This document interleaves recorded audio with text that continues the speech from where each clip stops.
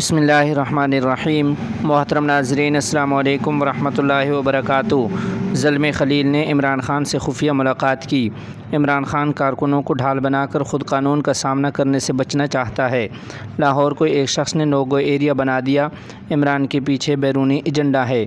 تفصیلات کے مطابق جمعیت علماء اسلام کے سربراہ حضرت مولانا فضل الرحمان صاحب دامت برکاتہم العالیہ نے دعویٰ کیا ہے کہ امریکہ کے سابق سفیر زلمے خلیل زاد نے خفیہ دورہ کر کے عمران خان سے ملاقات کی ہے۔ زلمے خلیل زاد، جس کا نام یہاں کے سب لوگ جانتے ہیں کہ ہر چند کہ وہ افغان نژاد ہے، لیکن وہ CIA کا رکن ہے، اس کا ایجنٹ ہے، اس کا ملازم ہے، اور اس کی اہلیہ جو ہے وہ یہودی مذہب ہے، اور اس وقت بھی وہ ایک اعلیٰ منصب پر ان کے لیے کام کر رہی ہے۔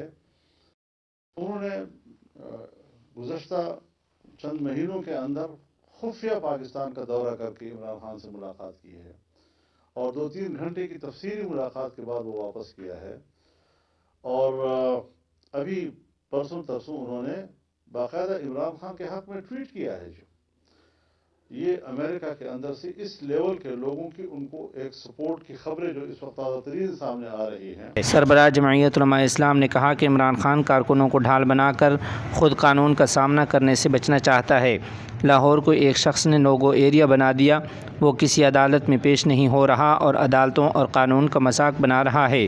انہوں نے کہا کہ بارہا کہہ چکے ہیں کہ عمران خان کے پیچھے بیرونی ایجنڈا ہے، اسلام مخالف قوتیں ملک میں انتشار چاہتی ہیں۔ سربراہ PDM نے دعویٰ کیا کہ زلمے خلیل زاد نے خفیہ دورہ کر کے عمران خان سے ملاقات کی ہے۔ انہوں نے کہا کہ زلمے خلیل زاد پاکستان میں موجود علیحدگی پسند تنظیموں کا حامی ہے، وہ چین کے خلاف بات کرتے اور الجزائر پر پابندی کا مطالبہ کرتے ہیں۔